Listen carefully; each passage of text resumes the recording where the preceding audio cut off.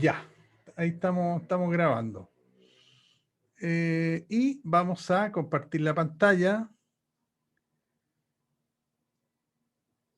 Vamos a compartir la pantalla, que en este caso sería esta de aquí. Esta. Y no sé si están... ¿están viendo la pantalla? ¿Alguien me puede decir qué está viendo en la pantalla? Dice, profe, los elementos químicos y la vida vegetal. Ya, perfecto. Es correcto. Correctísimo. Ahí habíamos quedado, ¿cierto? Ya, entonces vamos a seguir con la última parte de la clase. Y decíamos, ¿cierto?, que la mayor parte o sea, no la mayor parte, todo el carbono y el oxígeno ya viene de la atmósfera y del aire, mientras que el hidrógeno deriva directa o indirectamente del agua. El hidrógeno del agua, ¿ok? Vale, seguimos. Entonces, aquí tenemos los criterios de esencialidad que se llaman. Son tres. Por ejemplo, un elemento no puede considerarse como esencial a menos que su deficiencia haga imposible a la planta completar las etapas vegetativas o reproductivas de su ciclo. Ese es un criterio, ¿cierto?, que nos dice que si un elemento que le falte, que no tenga la planta y por eso la planta no puede hacer su ciclo, ese elemento se considera esencial, porque sin ese elemento la planta no completa su ciclo. Entonces, es un criterio de esencialidad. Hay otro que dice que la deficiencia ha de ser específica del elemento en cuestión y solo puede ser corregida mediante el suministro de aquel. O sea que otro elemento no puede reemplazar el trabajo, ¿cierto?, el aporte que hace ese elemento, sino que es específico para ese nutrimento, para ese elemento esencial. Ese es otro criterio. Esos son los criterios de esencialidad. ¿Cuándo decimos que un elemento es esencial? Cuando tiene que cumplir estos criterios, ¿sí? Y el último dice, el elemento ha de estar directamente implicado en el metabolismo de la planta, lógicamente, con independencia de sus posibles efectos en la corrección de condiciones desfavorables, químicas o microbiológicas del medio externo. O sea, independiente de lo que pase ahí en el medio externo, este elemento tiene que estar participando ahí en el metabolismo de la planta, porque si no, como decíamos al principio, la planta no puede completar un ciclo, no puede crecer, no se puede desarrollar, porque algo le falta. Entonces, esos son los criterios de esencialidad. Bien. Ahora, un repaso, repito, esto se lo tienen que haber visto ustedes en el ramo de fertilidad, pero aquí estamos haciendo una introducción, estamos haciendo un repaso, y vamos a ver los macros, los micros elementos y los elementos beneficiosos. Cuando hablamos de elementos esenciales, aquí los tenemos, y vamos a decir cuáles son. Se dividen en macro y microelementos por la cantidad, ¿cierto?, en que la planta los absorbe. Esa es la única diferencia, porque todos estos que vamos a ver son esenciales. O sea, si falta alguno de estos, la planta no cumple su ciclo, ¿sí? Pero la cantidad que contiene una planta es muy distinta a que sea un macroelemento o que sea un microelemento. Entonces, cuando yo hablo de macro, es por la cantidad que requiere la planta, ¿ya? No es otra cosa, no es porque el átomo es más grande o el átomo es más chico, no tiene nada que ver con eso. Tiene que ver con la cantidad de absorción que hace de ese elemento en cuestión. ¿Ok? Entonces tenemos los macroelementos y generalmente todos están sobre un 0,1%. Por ejemplo, aquí tenemos el carbono, el hidrógeno y el oxígeno, que son extraídos del CO2 o del agua, como dijimos antes. Después, esos son como los estructurales. Dentro de los macro son los estructurales. Luego tenemos los principales. Ahí llevamos 3, ¿ah? Y luego tenemos los principales, que son el nitrógeno, el fósforo y el potasio. En el campo, cuando las personas algo saben, siempre hablan de nitrógeno, fósforo y potasio.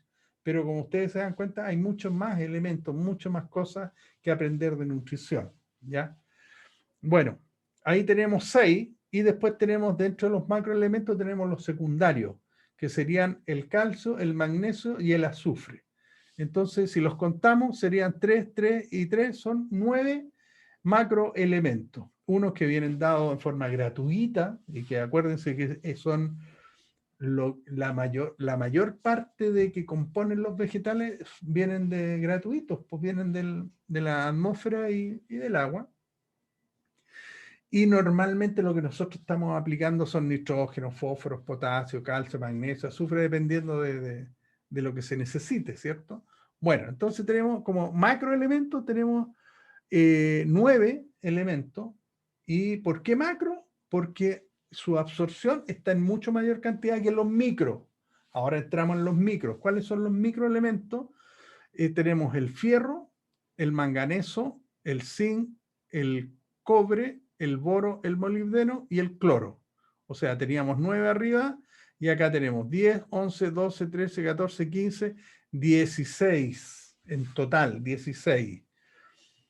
Hay algunos autores que hablan de 17, pero quedémonos con 16, porque esto, en la medida que haya más información, pues se va a ir corrigiendo solo. Quedémonos con 16 y por lo general la planta los contiene en menor a 100 partes por millón. Esta es una cosa así muy general lo que estamos hablando, porque yo he visto análisis con, por ejemplo, con manganeso, con 400 partes por millón de manganeso, he visto análisis con 120 de fierro, he visto análisis con, ¿qué más? A ver, con zinc también, 110 de zinc. Es una generalidad que más o menos tienen que estar desde menor a 100 partes por millón y la planta no va a tener ningún problema. Eso se llama consumo de lujo, que ya lo vamos a ver más adelante. Bueno, eso es lo importante. 16 elementos, de los cuales 9 son macro y los otros 6, los otros 7 son micro, ¿ya? Para que nos den los 16. Ahora también se reconoce a través de los estudios que hay elementos que se llaman beneficiosos, pero que si no están, la planta completa su ciclo, o sea, ya no son esenciales, pero sí son beneficiosos. Y para algunas plantas sí y otras plantas no, así que también hay que tener cuidado. ¿Cuáles son estos? Sodio, cobalto, silicio, vanadio, son esenciales para algunas plantas y además de esto otros como el rubidio, el estroncio, el aluminio, el bario, el níquel, el titanio, y ahí hay un etcétera, ¿ya?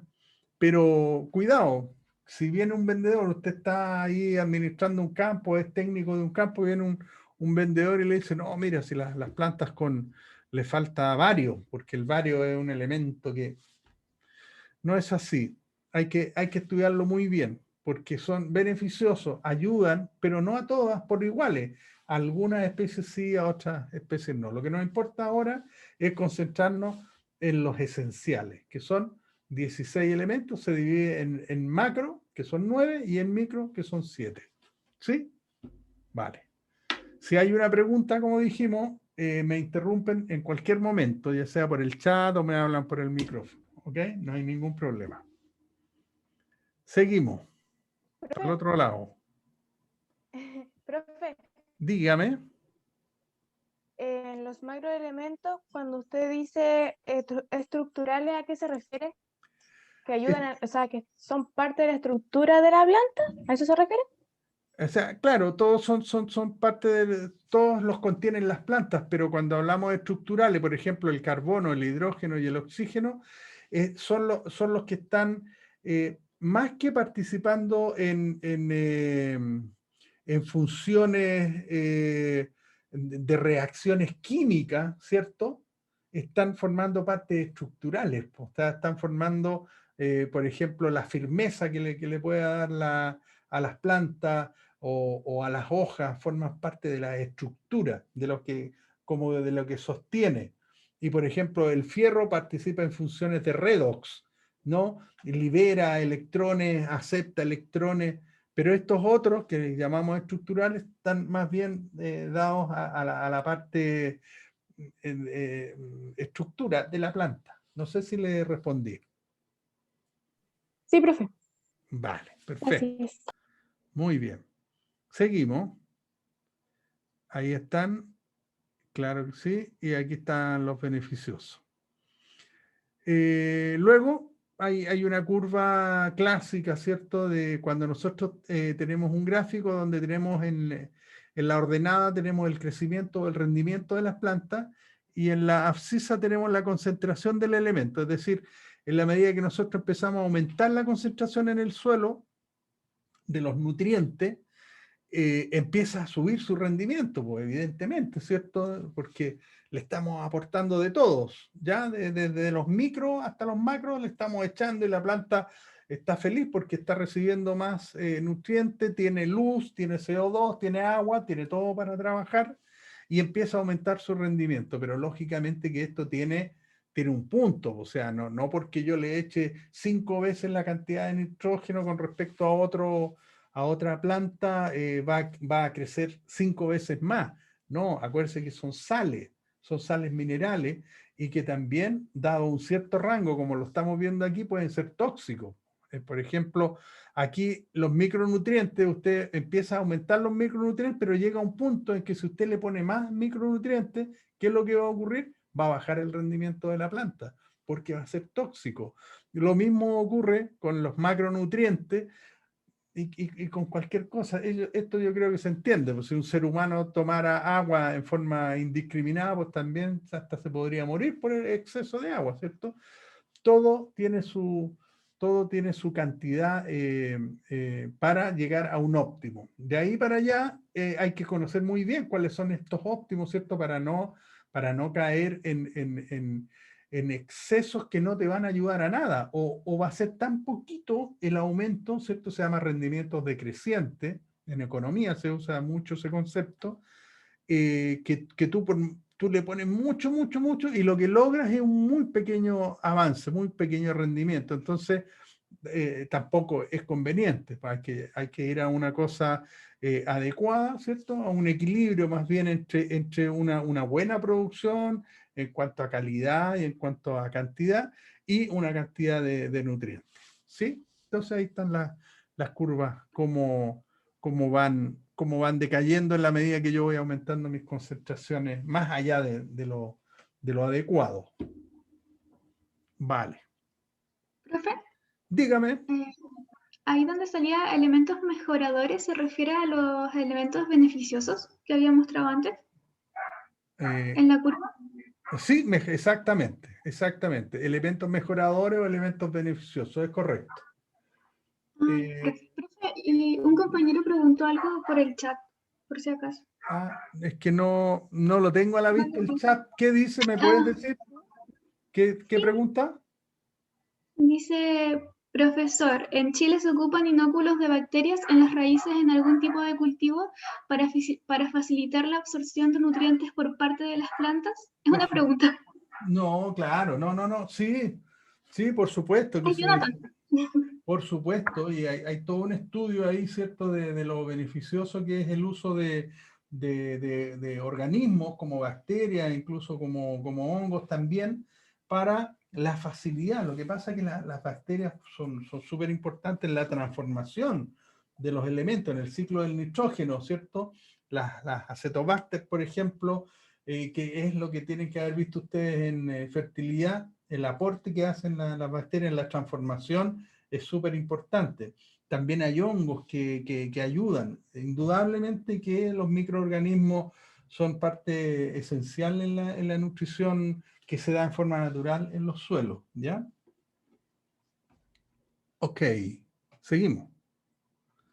Mira, aquí tenemos el origen, formas y contenido de los elementos esenciales. Entonces, las formas químicas, por ejemplo, el carbono. ¿Cómo se absorbe el carbono? Como CO2. De esa forma lo absorbe la planta, ¿ya? El hidrógeno ¿de dónde viene? Viene del agua, por lo tanto se absorbe como, la planta lo absorbe como agua y de ahí pues hace la separación, ¿cierto? Y puede obtener el hidrógeno, que es una maravilla lo que hace la planta. Luego el oxígeno, que también es un componente esencial, ¿cierto? Lo puede sacar tanto del oxígeno, del O2 de la atmósfera y del agua, también como subproducto de esa partición y que también libera a la atmósfera. El nitrógeno, la planta lo absorbe, ¿cierto? Como amonio o como nitrato. Y esto es importante porque son las formas, el 99,99% de la absorción del nitrógeno. Se han visto otras por ahí, pero ya son cosas muy rebuscadas. Pero las plantas toman nitrógeno solamente de dos formas, como nitrato y como amonio. Y hay mucha diferencia si lo toma entre una y lo toma con otra, que lo vamos a ver más adelante en el curso, ¿ya? Pero esas son las formas que toman nitrógeno. Luego tenemos el fósforo, que lo toma del fosfato dihidro o el fosfato monohidro, que ahí están, H2PO4 o HPO4. Si a esta le ponemos un hidrógeno más, se forman ácido fosfórico, H3PO4, ¿ya? Pero estas son las formas que toma el fósforo la planta, no toma... Si se dan cuenta, no lo toma solo, no toma P como fósforo, no, lo toma como una molécula y después lo descompone y lo utiliza. ¿Sí? En cambio, el potasio, la planta lo toma como potasio, tal cual, como potasio. El calcio lo toma solito, calcio también, calcio más 2. El magnesio también, la planta lo toma solo, magnesio, átomo de magnesio. El azufre lo toma como sulfato. Esa es la forma de absorción que tiene la planta para el azufre, ¿ya? Como una molécula. El hierro lo puede tomar como fierro más 2 o fierro más 3. El manganeso lo toma solito, como manganeso. El boro no lo toma solo, lo toma como ácido bórico, H3BO3. El zinc lo toma solo, como zinc más 2, que es lo más común, o el zinc solo, ¿ya? Pero normalmente es zinc más 2. El cobre igual, lo toma solo, el cloro lo toma solo y el molibdeno lo toma como un óxido de molibdeno, ¿ya? Esas son las formas en que las plantas absorben los elementos. ¿Y cuáles son sus contenidos? Por ejemplo, en carbono, el 45%, estamos hablando de generalidades, ¿eh? En general, las plantas tienen un 45% de carbono. Si usted toma una planta, la seca y analiza todos sus contenidos, se va a encontrar que un 45% de todo eso es carbono, un 6% de hidrógeno, un 45% de oxígeno, perdón. Fíjate que entre el carbono y el oxígeno ya tienes un 90% de la composición de una planta. En general estamos hablando. Un 90%. Luego, el otro, el 6% es hidrógeno. O sea, ¿se acuerdan? Carbono, hidrógeno y oxígeno, que es lo que veíamos en las láminas anteriores, eso te está sumando un 96% de lo que compone una planta. Y el resto son todos los otros elementos, porque a veces creemos nosotros que las plantas absorben un montón de nitrógeno, un montón de fósforo, un montón de potasio. Ahí está, se ve que no es así. Ahora, sí, hay que saber cómo llegar a estos contenidos, porque muchas veces no es fácil que la planta pueda tomar estos contenidos. Pero mira, fósforo, 0,2% del contenido de una planta en materia seca es fósforo. 0,2. Potasio, 1%, 5 veces más que el fósforo. El calcio es la mitad de lo que del potasio.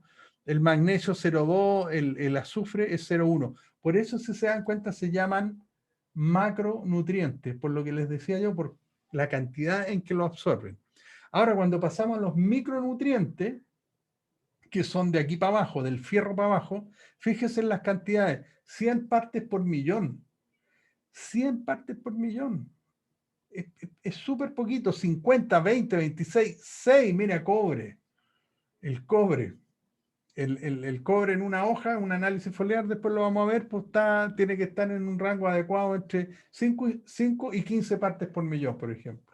O sea, la nada misma, ¿no? El cloro, 100 partes por millón, y el molibdeno es el que menos, es el que menos requiere la planta en cantidad, pero si no lo tuviera, la planta no completa su ciclo productivo, ¿te das cuenta? O sea, tú dices, oye, es tan poquito lo que la planta tiene de molibdeno que no lo voy a echar, pero si la planta no llega a tener molibdeno, no completa su ciclo. Por eso que es esencial, ¿ya? Bien. Seguimos. ¿Qué hora es? Ya. Y la absorción mineral, bueno, la función principal, ¿cierto?, de las raíces, pues es la absorción de agua y por ello es la absorción mineral, ¿no? Y estos son los pelos radicales, no es esa raíz gruesa que usted ve, por ejemplo, ve una raíz gruesa, son raíces de anclaje, son raíces que la planta le sirven para firmarse nomás. Pero lo que realmente está absorbiendo, metiendo los elementos para adentro y tomando agua, son los pelitos finos. Para ver, déjame, aquí tengo una foto, ¿ves? Mira. Esta es una foto aumentada hartas veces y todos estos pelitos finos, no sé si es de tomate esta foto, pero estos pelitos son los pelos radicales que son realmente los absorbentes. Estos son los que le dan la posibilidad de nutrirse la planta, ¿ya? Aquí igual, fíjate, aquí está la cofia o la rafia, que es la punta de la raíz. En botánica tienen que haber visto esto. Y de ahí para atrás ya empieza los pelitos absorbentes, ¿sí? ¿Ve? Aquí tenemos pelos radicales, que es la zona de maduración. Hay una zona de elongación. Aquí están las células iniciales y aquí está la caliptra.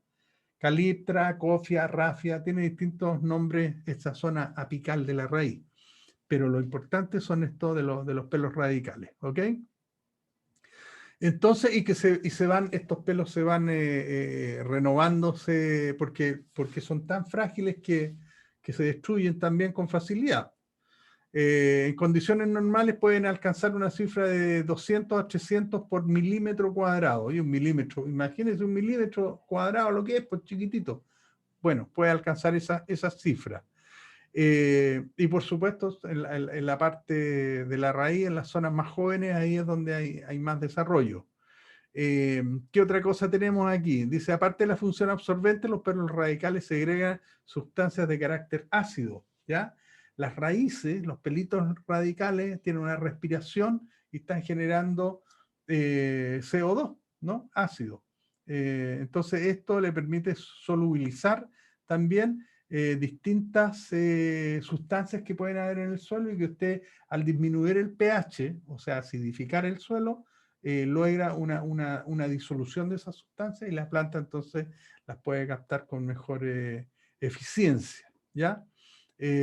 Tales como cuáles, por ejemplo, como los fosfatos, los carbonatos, los óxidos, los manganesos, etcétera. Esas que son difíciles de solubilizar, con este ácido, con esta liberación de las raíces, le ayuda a esa absorción. Esta acción solubilizante es la que también participa el CO2, ¿cierto? Como dijimos, originado en la respiración radical. Eso ya lo había dicho. Y aquí hay un poco una idea de cómo se está formando, ¿cierto? El ion absorbido, el ion fijado, el ion mineral, que lo pueden ver con un poquito más de detenimiento luego. ¿Qué más tenemos? Los mecanismos de absorción mineral son tres, que es por interceptación de las raíces, es por flujo de masa y es por difusión. Estos son los clásicos mecanismos por los cuales las plantas absorben los minerales, ¿ya? ¿Y a qué se refiere? La interceptación por las raíces, bueno, como su nombre lo indica, ¿cierto?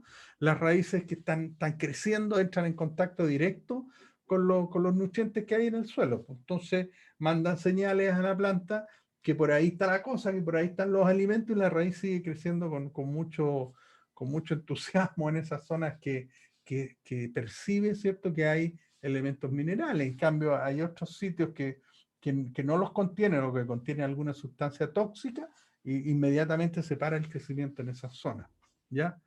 Entonces, interceptación de raíces es por el crecimiento propio de la raíz, que la raíz es la que llega al nutriente, ¿ok?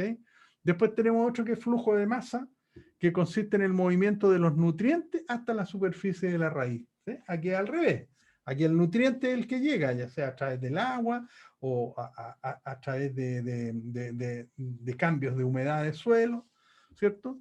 Se produce cuando se desplaza la disolución acuosa para reemplazar la cantidad absorbida por la raíz. Y por último, el de difusión se produce sin movimiento de agua. Aquí el agua es para el flujo de masa. Aquí es cuando la concentración de un nutriente en la superficie de la raíz es menor que en la disolución acuosa, ¿ya? Del medio de cultivo en el seno de esta. Los iones se desplazan hacia los puntos de baja concentración. Acuérdense, los movimientos son de mayor a menor concentración, ¿ok? De mayor a menor concentración se desplazan los iones hasta alcanzar un punto de equilibrio en esa zona radicular. En el caso del fósforo y el potasio, este mecanismo es el predominante en los suelos naturales. O sea, este es el mecanismo por el cual se absorben esos nutrientes, fósforo y potasio, debido a la baja concentración que alcanzan en la disolución del suelo. Y aquí tenemos un ejemplo de lo que hablábamos anteriormente. Por ejemplo, tenemos los tres mecanismos, ¿cierto?, de absorción. Interceptación por las raíces, que la raíz va a buscar, flujo de masa, que se mueve normalmente por el agua, y difusión, que es la concentración de los elementos. Entonces el nitrógeno, por ejemplo, ¿cuál es su principal mecanismo por el cual las plantas se nutren? A través de un mecanismo de flujo de masa. Entonces, flujo de masa, tenemos riego, tenemos agua. El riego va a ser un muy buen mecanismo para que nosotros podamos fertilizar con nitrógeno, porque es así como lo podemos llevar a las zonas radiculares, ¿sí? El fósforo, por ejemplo, y como dijimos antes, más que nada es difusión, el mecanismo de difusión. El potasio, igual que el fósforo, difusión. El calcio, al igual que el nitrógeno, su principal mecanismo es el flujo de masa. ¿Ve? Lo mismo que el magnesio, lo mismo que el azufre, lo mismo que el boro, y aquí hay algunos que están repartidos. Fíjese, el hierro, entre la interceptación por las raíces, pero también la difusión. ¿Ya? El molibdeno casi es solamente flujo de masa. Es una idea general para que ustedes tengan aproximadamente por cuáles mecanismos son los que se mueven, pueden lograr obtener los nutrientes en las plantas. Luego tenemos la teoría del intercambio por contacto, ¿ya? Que aquí los iones pueden ser transferidos de los coloides a la raíz. ¿Cuáles son los coloides? Son las arcillas. Las arcillas entonces transfieren a la raíz, sin aparecer como iones libres en la solución. O sea, no los vamos a encontrar sueltos, sino que directamente el coloide es el que entrega el ion. Entonces dice, un ion absorbido, ojo con la palabra, absorbido, ¿ya? Absorbido esto, cuando lo absorbe. Y absorbido es que lo tiene ahí, no lo encierra, no lo incorpora dentro, sino que lo tiene como pegado. Eso significa absorbido, ¿ya? Entonces, un ion absorbido en los coloides, en las arcillas, dentro de un pequeño volumen, cuando el volumen de oscilación de un ion coincide con la parte del otro absorbido por la raíz, puede establecerse un intercambio entre ellos. ¿Y aquí quiere decir? Que esto, la raíz también está secretando, ¿cierto? Por ejemplo, hidrógeno, y acá en la arcilla usted tiene calcio, entonces, y está oscilando, como nos dice la teoría del intercambio por contacto. No es que estén pegados así férreamente, están absorbidos, pero también están oscilando. Y en esa oscilación puede entrar un hidrógeno y puede liberarse entonces un calcio, ¿ya? Y tenemos otra, la teoría del ácido carbónico. Dice, el CO2 liberado por la respiración de la raíz, recuerde usted que la raíz es uno de los principales órganos que tiene respiración. Si un suelo no tuviera oxígeno, la raíz no podría vivir. Necesita el intercambio gaseoso, necesita liberar CO2 y absorber oxígeno. La raíz respira. Y por eso que usted va a encontrar muchos paltos, por ejemplo, en suelos arcillosos, suelos pesados, en que no prosperan bien los paltos, porque el palto es uno de las especies que tiene alta tasa respiratoria en su sistema radicular. Entonces, cuando lo ponen en suelos muy compactos, que cuesta que esté fácilmente esta aireación, no les va bien a las plantas, ¿no? Entonces, siempre el palto va a preferir suelos más bien francos o incluso de frentón arenoso. Ahí es donde el palto realmente prospera muy bien. ¿Ok? Bueno, entonces, ¿qué pasaba aquí? El CO2 liberado por la origina el ácido carbónico al ponerse en contacto con la disolución del suelo, ¿cierto? Y posteriormente el ácido carbónico se disocia entre hidrógeno y bicarbonato. Esta moleculita de aquí, HCO3, bicarbonato, también la vamos a ver repetida en el curso más adelante. Entonces, en resumen, ¿qué es lo que hace? El CO2 más el agua forma el ácido carbónico, que es lo que usted tiene aquí, y a su vez ese ácido carbónico se disocia entre hidrógeno y bicarbonato, con signos negativos. ¿Ya? Entonces, los iones de hidrógeno difunden hasta el coloide, o sea, hasta la arcilla, y son intercambiados con los cationes absorbidos en la superficie. Las arcillas pueden tener, por ejemplo, les recuerdo que las arcillas son con carga negativa, entonces, ¿qué se les va a pegar a la arcilla? ¿Qué se le va a absorber ahí? Puede ser un calcio, puede ser un zinc, puede ser un cobre, puede ser un sodio, ¿ya? Todos los de signo positivo son los que van a estar ahí.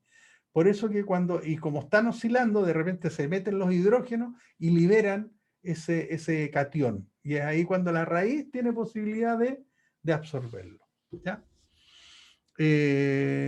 ¿Dónde estoy? Estos inicialmente absorbidos sobre la superficie coloidal son liberados a la disolución del suelo, donde pueden difundir libremente hasta la superficie de la raíz y ser absorbidos a cambio de hidrógeno. Claro, ese lugar que está ocupando el catión, por ejemplo, el calcio, que es más 2, ¿cierto?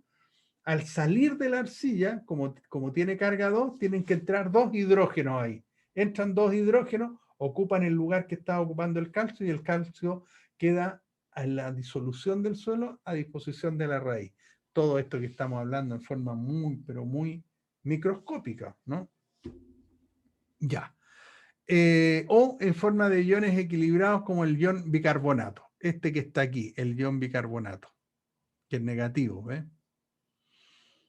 Vale.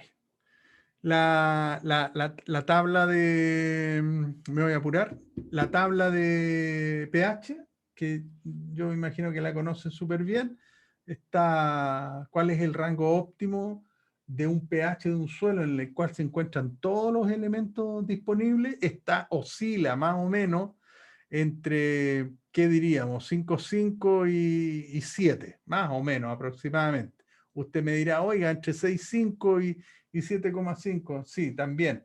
Pero siempre está más cargadito al 6 que al 7, ¿ya? Si se fijan en el gráfico, aquí puede ser 6,5 aquí, ¿ves? 6,5, un muy buen pH de suelo. 6 también es bueno. Pero ya un pH 5 ya se estrecha mucho, por ejemplo, el fósforo, el potasio, el azufre, el calcio, todos se estrechan. El fierro no, el fierro se agranda porque tienen distintos comportamientos. Pero este es el clásico cuadro de la disponibilidad de nutrientes a partir del pH del suelo. Claro, aquí tenemos que, por ejemplo, ahí pueden haber antagonismo y sinergismo de los elementos en el suelo, de los cationes en este caso. A ver, antagonismo. ¿Cuándo tenemos antagonismo? Cuando el aumento de la concentración de un elemento reduce la de otro. Eso es un antagonismo. Por ejemplo, el nitrato con el cloro. Si usted tiene problemas de cloro en un suelo, estoy inventando, ¿eh? Usted podría perfectamente aplicar cantidades de nitrato para desplazar ese cloro en reemplazo con nitrato, ¿ya? Y hemos visto algunas prácticas con aguas que contienen sobre 2 mili equivalentes de cloro, por ejemplo, y en el suelo el cloro se empieza a concentrar, usted podría, en vez de aplicar amonio, es más recomendable que aplique nitrato, ¿no? Y de esa forma nutre a las plantas y por otro lado desplaza ese cloro que a través de lavados, como es negativo, no se pega en la arcilla, puede bajar, ¿ya?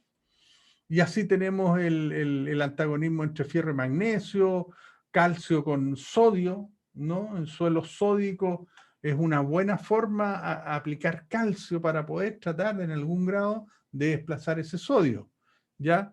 El calcio con el potasio con el magnesio, el calcio con el magnesio. Ahora, ¿cuál hay? También no todos se fijan con la misma fuerza en las arcillas, ¿ya? En los coloides, estos cationes. Siempre va a haber preferencia por los cationes que sean divalentes con respecto a los monovalentes. Por ejemplo, el calcio tiene mayor poder de fijación en la arcilla que el magnesio, y el magnesio mayor que el potasio, y el potasio mayor que el amonio, y el amonio mayor que el sodio, ¿ya? O sea, no todos se pegan iguales con la misma intensidad, siempre van a dominar los divalentes con respecto a los monovalentes, y dentro de los monovalentes pues tiene ahí que el potasio es más, se pega con más facilidad que un amonio o que un sodio, ¿ya? Bien. Y Profe, aquí, dígame. ahí en los elementos que están ahí, el de la derecha es el que actúa sobre el de la izquierda.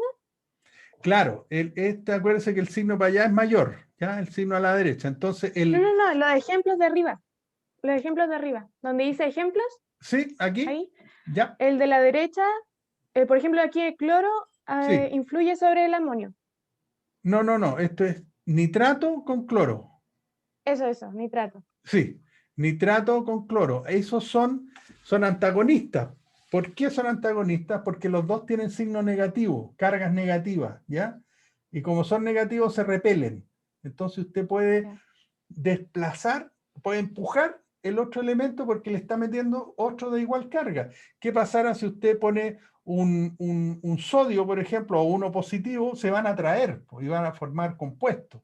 En cambio, en este caso, lo que hace usted es desplazar. Entonces, el nitrato desplaza al cloro, el fierro al manganeso, el sodio al calcio o el calcio al sodio, como quiera verlo, Ya. pero esos son los antagonismos que existen, ¿ya? Ya. Vale. Entonces, esa parte me dijo que estaba bien. Voy para atrás, voy para adelante. Dígame. Es que hay hay una pregunta, ¿se la leo en el chat? Sí, léanmela, yo les pido la ayuda porque la verdad es que yo no estoy Ya, viendo el chat aquí, entonces, por favor. Ya, profe, es de Jonathan y dice, ¿cómo la raíz se protege del daño oxidante de los protones cuando se disocia el bicarbonato? En bicarbonato, bueno, se disocia, ¿cierto?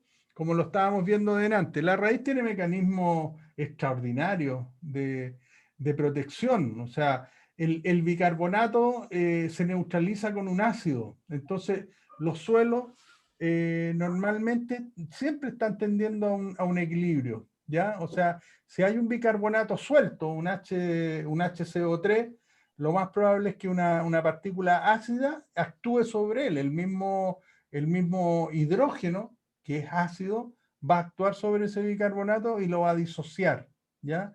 No se va a encontrar no se va a encontrar con cantidades de bicarbonato en el suelo siempre que estén libres, que estén causando daño. Normalmente cuando eso ocurre, nosotros lo que tenemos que hacer, o cuando detectamos que hay niveles de bicarbonato, miliequivalentes de bicarbonato más altos de lo recomendado, es entonces aplicar sustancias ácidas al suelo o fertilizantes que favorezcan esa acidez, pues como la urea, por ejemplo, ¿ya? Pero afortunadamente no ocurre ese daño que dice Jonathan. ¿Otra pregunta? Y ahí en lo que dice ahí, calcio, magnesio, potasio, Ujú. usted dijo que, por ejemplo, el calcio se pega más ¿en qué se pegaba más? En las ¿En la arcillas. raíz o en la No. arcilla? Coloide. No, exactamente, los coloides Ya. del suelo. Los coloides son las arcillas, son los que le dan la nutrición a los suelos, ¿ya? No son las arenas, no son los limos, no, los que permiten el intercambio catiónico son las arcillas, es fundamental, y son negativas, ¿ya? Las arcillas son negativas, tienen carga negativa. Entonces, quienes se pegan ahí en las arcillas son los cationes, son los que tienen carga positiva, ¿cierto? Por ejemplo, el calcio, el magnesio, el potasio, y eso le da la fertilidad al suelo. Eso permite que el suelo aporte nutrientes con este intercambio que estamos conversando, que los suelte, que los reemplacen otros, después suelte esos otros, son reemplazados por hidrógeno, o el calcio desplaza al sodio. Es todo un intercambio maravilloso que ocurre a nivel microscópico, indudablemente, ¿ya? Ya. Bien. Entonces ya nos queda poco tiempo y yo creo que estamos terminando también. Aquí tenemos antagonismo, esto no es para aprendérselo de memoria ni mucho menos, pero siempre hay que tener una tablita donde uno sepa cuáles son los antagonismos, cuáles son los sinergismos, ¿ya? Esto es para que ustedes lo tengan. Bueno, con esto llegamos al fin. Yo me voy a preocupar en la semana de que nos arreglen la parte del Moodle para poder subirles la clase, ¿ya? Y también subirle el enlace de esta clase que la tenemos grabada, ¿ok? Jóvenes, ¿alguna pregunta? Aparte de las que ya hemos tenido. ¿No? ¿Ok? Les agradezco la participación y nos encontramos el próximo martes. ¿Vale? Que estén muy bien. Nos vemos. Ya, profe, que esté bien. Nos vemos. Chao, profe. Chao, chao. Chao, profe, muchas gracias. Adiós a ustedes. Que estén bien.